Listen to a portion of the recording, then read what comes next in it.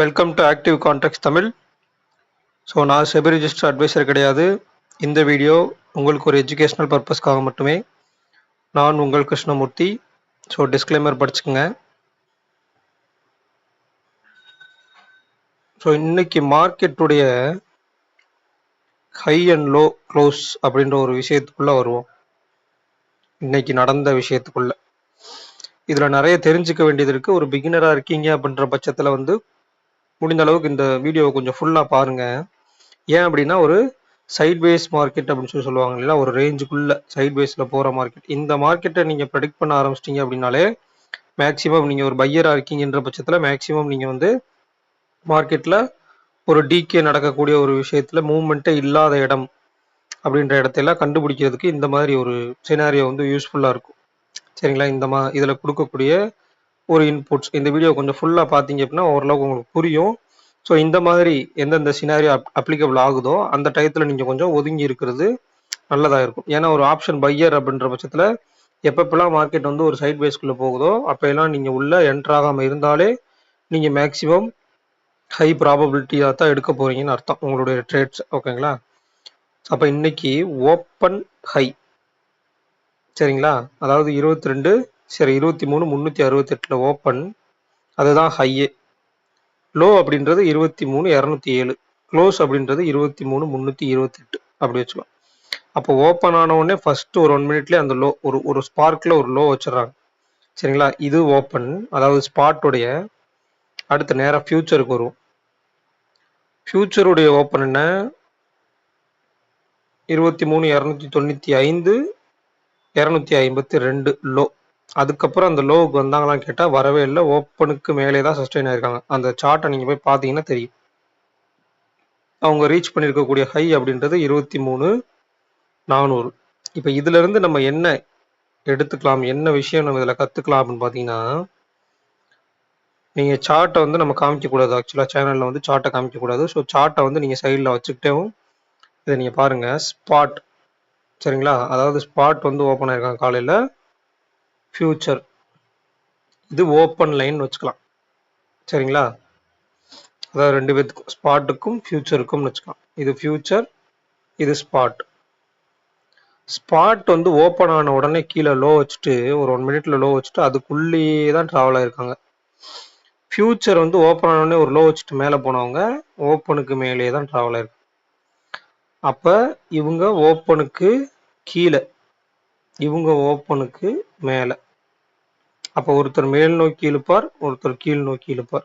அப்போ என்ன ஆகும்? இந்த இடத்துல மார்க்கெட் ஒரு ரேஞ்ச் பவுண்டுக்குள்ளேயே தான் இருக்கும், சின்ன ரேஞ்சுக்குள்ள. அப்போ 200 to 360, 370 வச்சா கிட்டத்தட்ட உங்களுக்கு ஒரு 170 பாயிண்ட் தான் இன்னைக்கு ஓவரால் அந்த ரேஞ்சை காலையிலே அதை ஃபிக்ஸ் பண்ணிட்டு அதுக்கப்புறம் அதுக்குள்ளேயே மூவ்மெண்ட் நடக்க ஆரம்பிச்சு. அப்போ இந்த சைட் பேஸ் மார்க்கெட்டை இந்த மாதிரி கான்ட்ரடிக்ஷனல், அதாவது ஸ்பாட் ஒரு பக்கம், ஃபியூச்சர் ஒரு பக்கம். ஸ்பாட் ஓப்பனுக்கு மேலே இருந்து ஃபியூச்சர் ஓப்பனுக்கு கீழே இருக்கிறது, இல்லை ஃபியூச்சர் ஓப்பனுக்கு மேலே இருந்து ஸ்பாட் ஓப்பனுக்கு கீழே இருக்குது. இந்த மாதிரி சினாரியோஸ் வரும்போதெல்லாம் மார்க்கெட் சைட் வேஸில் போகும். அதே மாதிரி இதில் புரிஞ்சுக்கக்கூடிய இன்னொரு விஷயம், ஓகே இப்போ நான் ஒரு ஆப்ஷன் செல்லராக இருக்கேன் அப்படின்ற பட்சத்தில் ஸ்பாட் ஓப்பனுக்கு கீழே இருக்குது, ஃபியூச்சர் ஓப்பனுக்கு மேலே இருக்குது. சரிங்களா? அப்போ நம்ம ஆக்டிவ் கான்ட்ராக்ட்ஸு, அதில் உள்ள ப்ரீமியம் அண்டு அதில் உள்ள ஸ்ட்ரைக் ப்ரைஸ் எல்லாம் எதை பேஸ் பண்ணி நம்மளுக்கு டெரிவேட்டிவ் வருது அப்படின்னு கேட்டிங்கன்னா ஸ்பாட்டை பேஸ் பண்ணி வருது. ஆனால் ப்ரீமியத்தோட மூவ்மெண்ட் அப்படின்றது ஃபியூச்சரை பேஸ் பண்ணி நடக்குது. அப்போ ஸ்பாட் ஓப்பனுக்கு கீழே ட்ரேட் ஆகிட்டு இருந்தாலும் ஃபியூச்சர் ஓப்பனுக்கு மேலே ட்ரேட் ஆகிட்டு இருக்கனால புட் ஆப்ஷனோடைய கரைதல் அதிகமாக இருக்கு. கால் ஆப்ஷன் கரைவதை விட புட் ஆப்ஷன் கரைதல், அதாவது ஓப்பன் ஆகிற இடத்துல ஓப்பன் ஆன ப்ரைஸ்ல இருந்து கால் கரைஞ்சதை விட புட் ஆப்ஷன் அதிகமாக கரைஞ்சிருக்கும். சரிங்களா? இதை நீங்கள் நான் டைரெக்டாக இங்கே போய் பார்த்தீங்கனாலே தெரியும். அப்போ இன்னைக்கு நம்மளுக்கு ஓவரால் 23,300லேயே முடிச்சிருக்காங்கன்னு வச்சுக்கலாம். அப்போ 300 கால் ஆப்ஷன் அதனுடைய ஓப்பன் அப்படின்றது 175. சரிங்களா? இப்போ முடிச்சிருக்கிறது 95. அப்போ எவ்வளோ ஆயிருக்கு? கிட்டத்தட்ட ஒரு 80 பாயிண்ட் தான் இவங்க கரைஞ்சிருக்காங்க. அதே மாதிரி ஸ்பாட் அப்படின்றது ஓப்பன் 221, சாரி புட் ஆப்ஷன் அப்படின்றது. ஆனால் க்ளோஸ் எவ்வளோ உங்களுக்கு? 96. அப்போ கிட்டத்தட்ட 125 பாயிண்ட்.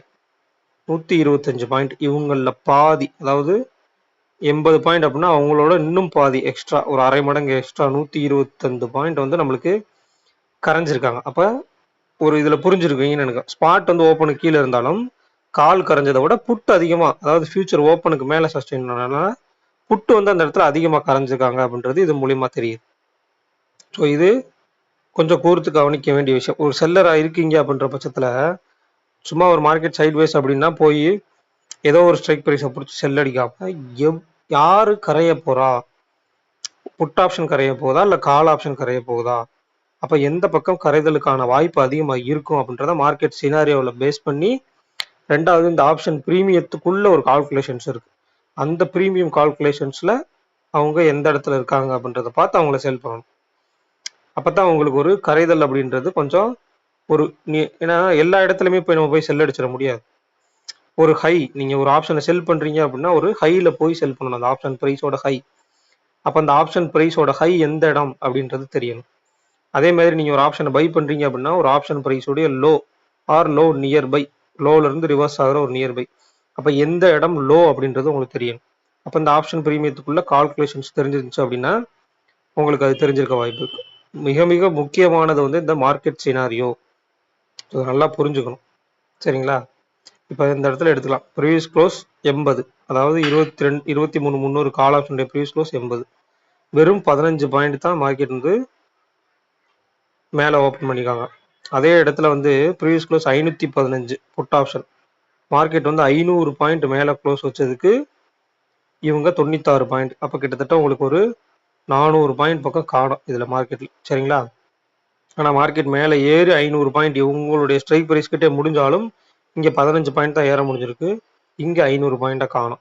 அப்போ ஒரு கரைதல், ஒரு கேப் அப், ஒரு கேப் டவுன் நடக்கும் போதும் அதுக்கப்புறம் பாருங்க 221 ஓப்பன், 225 ஹை, நியர்பை ஹை வச்சுட்டு அதுக்கப்புறம் பூரா மார்க்கெட் வந்து கரைஞ்சிருக்காங்க. ஆனால் ஸ்பாட் வந்து ஓப்பனுக்கு கீழே தான் நின்னாங்க. ஆனால் ஃபியூச்சர் வந்து ஓப்பனுக்கு மேலே நின்னால புட் ஆப்ஷனோட கரைதல் அதிகமாக இருந்திருக்கு. ஸோ இது வந்து ரொம்ப புரிஞ்சுக்கக்கூடிய விஷயம். அடுத்து வந்து ஐவி, இம்ப்ளாய்டு வால்டிலிட்டியோட இம்பாக்ட் வந்து நம்ம சொல்லியிருந்தோம். ஒரு மார்க்கெட் வந்து ஒரு கேப் அப் நியர் ஹையான கேப் அப்பில், நம்ம அதிகபட்ச கேப் அப்பில் ஓப்பன் ஆகும்போது இந்த இம்ப்ளாய்டு வால்டிலிட்டி அதிகமாக இருந்திருந்தாங்க அப்படின்னா அங்கே ஓடிஎம்ல ஆடட் ப்ரீமியம் அதிகமாக இருக்கும். ஒரு ஓடிஎம் கால் ஆப்ஷன் ஒரு 50 ரூபா இன்னைக்கு க்ளோசிங்கில் இருக்காங்கன்னா நாளைக்கு கேப் அப்பில் அவங்க வந்து ரெண்டு பேரும் சேர்ந்து 100 ரூபாயோட 150 ரூபாய் இல்லை 200 ரூபாய் அந்த மாதிரி போகிற மாதிரி இருக்கும். அப்படி போகலை இந்த இடத்துல. ஸோ அது உங்களுக்கு தெரியும். இந்த விக்ஸை பார்த்தீங்கன்னா உங்களுக்கு தெரிஞ்சிருக்கும் எந்த அளவுக்கு விக்ஸ் அப்படின்றது டிகே இருக்கு அப்படின்றத இதன் மூலியமா தெரிஞ்சுக்கலாம். அதே மாதிரி ஐவின்றதும் பெரிய ஹை கொடுக்கல, அவ்வளோதான். ஐவி வந்து கரைய ஆரம்பிச்சிட்டாங்க அதுக்கப்புறம். இப்போ இந்த க்ளோசிங் டயத்தில் பார்த்தீங்கன்னா ஐவியே இல்லை. அப்போ நாளைக்கு ஓப்பன் ஆகிற 5 மினிட்ஸ், ஆஃப்டர் 5 மினிட்ஸ் கிடைக்கிற ஐவி தான் வந்து நாளைக்கு உண்டான ட்ரேடிங் உண்டானதாக இருக்கும். அப்போ இன்னைக்கு க்ளோசிங்கில் நம்மளுக்கு 300 கால் ஆப்ஷன் 300 புட் ஆப்ஷன் கொடுத்துட்டாங்க அப்படின்னா அப்போ 23,204 அப்படின்றது ஷார்ட் ரேஞ்சுடைய பாட்டம், அண்ட் 23,300 + 95 அப்படின்னா 23,395 அப்படின்றது ஷார்ட் ரேஞ்சுடைய டாப்பாக இருக்கும். சரிங்களா? இது வந்து இந்தந்த இடத்துல எல்லாம் போச்சுன்னா மார்க்கெட் வந்து திரும்புறதுக்கு ஒரு வாய்ப்புகள் இருக்குன்னு எடுத்துக்கலாம். ரெண்டாவது, இது இந்த இடத்துல எல்லாம் ஒரு இம்பாக்ட் கொடுக்கக்கூடிய ஒரு லெவல்ஸாக இருக்கும், பார்த்துக்கலாம். அந்த பேஸ் பண்ணி அதுலேருந்து நாளைக்கு காலையில் டேட்டா எப்படி இருக்குது அப்படின்றத தெரிஞ்சுக்கலாம். அப்போ இவங்களுடைய ஆர்டர் ப்ரீமியம் அப்படி எடுத்துட்டா 180, 191. அப்போ 23,300 191னா 23, 109, 23, 491. சரிங்களா? அப்போ இதுதான் வந்து வைட் ரேஞ்சுடைய பாட்டம் அண்ட் வைட் ரேஞ்சுடைய டாப். ஓகேங்களா? அடுத்து இங்கே ஒரு மல்டிபிள் ஹெச் கால் சைடு இருக்காங்க. சரிங்களா? அப்போ 23,000 புட் ஆப்ஷன், 23,500 கால் ஆப்ஷன். அப்போ இவங்களுடைய மிட் பாயிண்ட் நம்ம என்ன சொல்லியிருந்தோம், 23,250. அப்போ இன்னைக்கு மார்க்கெட் வந்து இந்த 250க்கு மேலையும் ஓப்பனுக்கு கீழையும், இதுதான் அந்த சைட்வேஸில் இந்த ஆக்டிவ் கான்ட்ராக்ட்ஸை பொறுத்து அந்த சைட்வேஸை கண்டுபிடிக்கக்கூடியது. ஓகேங்களா? அடுத்து 23,300 புட் ஆப்ஷன், 500 கால் ஆப்ஷன். அப்போ இவங்களுக்கு இடையில உள்ள மிட் பாயிண்ட் வந்து 23,400. அப்போ நாளைக்கு 400 அப்படின்ற ஒரு இடம் வந்து ஒரு இம்பேக்டபிள் இடமா இருக்கும். அதுக்கடுத்து அதுலேருந்து எப்படி டிஃப்ரென்ஷியேட் ஆகி கீழே வர்றாங்களா இல்லை மேலே போகிறாங்களான்றதை பொறுத்து மிக மிக முக்கியம். ஓப்பன் எந்த இடத்துல வைக்கிறாங்கன்றதை பொறுத்து. இப்போ இம்ப்ளாய்டு வால்டிலிட்டி எடுத்தீங்க அப்படின்னா கால் சைடு வந்து 12, புட் சைடு 14.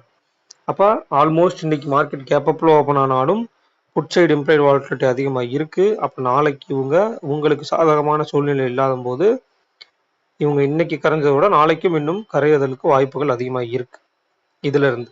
சரிங்களா, இந்த டேட்டாவை பேஸ் பண்ணி. அடுத்து பேங்க் நிஃப்டி நம்மளுக்கு கிட்டத்தட்ட 1300 பாயிண்ட் மேலே முடிச்சிருக்காங்க. அதாவது 52,379 நியர்பை முடிச்சுக்கிறாங்க. இப்போ இந்த இடத்துல இவங்க கொடுத்துருக்கதும் ஒரு மல்டிபிள் கட்சி கால் சைடு தான் கொடுத்துருக்காங்க. சரிங்களா, அப்போ இவங்களுக்குள்ளேயே நம்ம ஒரு கால்குலேஷன் பண்ணி சொல்லியிருந்தோம். அதாவது ஐடிஎம்ல உள்ள டைம் வேல்யூ அப்படின்னு சொல்லி. இப்போ இன்னைக்கு எடுத்துட்டீங்க 52,379 அப்படின்னா 52,000 கால் அப்படின்ற ஒரு ஐடிஎம் இந்த இடத்துல இருக்கு. அதே மாதிரி 52,000 புட் அண்டு 53,000 கால். அப்போ இந்த ஐடிஎம் விட்டுட்டு இந்த ஸ்ட்ராங்கிள் எடுத்துட்டீங்கன்னா இவங்களுடைய மிட் பாயிண்ட் வந்து 52,500. ஸோ அப்போ அந்த 52,500 அப்படின்றது நாளைக்கு இந்த லெவலில் எப்படி ஒர்க் அவுட் ஆகுறாங்கன்றதை பார்க்கணும், எப்படி அந்த இடத்துல மூவ்மெண்ட் கொடுக்குறாங்க. அதுக்கடுத்து மிக முக்கியமான லெவல் வந்து 52,600. ஏன் அப்படின்னா 52,000 கால் அப்படின்றது ஐடிஎம். அந்த ஐடிஎம் உடைய லோ ப்ரைஸ் நம்ம ப்ளஸ் பண்ணிட்டோம் அப்படின்னா 52,600. அப்போ நாளைக்கு இந்த 52,600க்கு மேலே மார்க்கெட் சஸ்டெயின் ஆகிட்டாங்கனாலே இந்த ஐடிஎம் காலை இந்த 600 ரூபாய்க்கு கீழே இல்லை 600 ரூபாயில், சரிங்களா, 600 ரூபாய்க்கு மேலே நியர்பை அந்த இடத்துல யாருமே செல் பண்ணலை, பெருசாக பொசிஷன்ஸ் கிரியேட் பண்ணல. அப்போ அந்த 52,600 அப்படின்றது ஒரு உறுதி செய்யப்பட்ட இடமா அந்த இடத்துல மாறிடும். இதை தான் நம்ம புரிஞ்சுக்கணும். அடுத்ததாக வந்து நம்மளுக்கு இவங்களுடைய இம்ப்ளைடு வாலட்டிலிட்டி. பேங்க் நிஃப்டியில் எப்பயுமே ஒரு இம்ப்ளைடு வாலட்டிலிட்டி இன்ட்ராடேல கிரியேட் ஆகும்னு சொல்லியிருக்கோம். அதில் சேஞ்சஸும் இருக்கும்னு சொல்லியிருக்கோம். ஸோ அதை ஃபாலோ பண்ணிங்கனாலே நிஃப்டி எந்த மாதிரி ரியாக்ட் பண்ண போகிறாங்க அப்படின்றது ஓரளவுக்கு நம்மளுக்கு தெரிஞ்சிடும். அப்போ பேங்க் நிஃப்டியில் call side 16, put side 18. So அப்போ இவங்களும் புட் சைடு அதிகமாக தான் இருக்காங்க. அப்போ மார்க்கெட் வந்து ஓப்பனுக்கு மேலே சஸ்டெயின் ஆகிட்டா இவங்களுடைய கரைதலும் புட் ஆப்ஷனுடைய கரைதலும் அதிகமாக இருக்கும். இன்னைக்கு இந்த பேங்க் நிஃப்டி ரெண்டு பேர்த்தையும் இந்த ஸ்பாட் விசஸ் ஃபியூச்சர்னு பார்க்கும்போது தெரிஞ்சிருக்கும். பேங்க் நிஃப்டி எப்போ ஸ்பாட் ஓப்பனை கட் பண்ணாங்களோ, ஃபியூச்சர் ஆல்ரெடி ஓப்பனுக்கு மேலே தான் இருந்தாங்க. ஸ்பாட் எப்போ ஓப்பனை கட் பண்ணாங்களோ ரெண்டு பேரும் ஒரே டைரெக்ஷனில் பயணிக்கிற மாதிரி மூவ்மெண்ட் வந்து நடந்திருக்கும். ஸோ இதுதான் இந்த மார்க்கெட் சினாரியோ அப்படின்றது. ஸோ அது ரொம்ப கேர்ஃபுல்லாக பார்த்துக்கணும். ரெண்டாவது, இந்த டிகே அந்த மாதிரி இடத்துலலாம் இருக்கும்போது ஒரு பையர்ஸ் அப்படின்றவங்க ஒரு கேர்ஃபுல்லாக இருக்கக்கூடிய இடமா இருக்கும். சரிங்களா, ஸோ நம்மளுடைய மே பேட்ச் வந்து நம்மளுக்கு மே 5ஆம் தேதி தொடங்க இருக்குது. கிளாஸஸில் ஜாயின் பண்ணும் விருப்பம் இருக்கவங்க 7904877610 அப்படின்ற நம்பருக்கு வாட்ஸ்அப் பண்ணி கிளாஸோட டீட்டெயில்ஸ் வாங்கிக்கலாம். ஸோ இந்த வீடியோ பிடிச்சிருந்துச்சு அப்படின்னா லைக் பண்ணுங்கள், ஷேர் பண்ணுங்கள், சப்ஸ்கிரைப் பண்ணுங்கள். மறக்காமல் உங்கள் கருத்துக்களை வந்து கமெண்ட் செக்ஷனில் கமெண்ட் பண்ணுங்கள். நன்றி, வணக்கம்.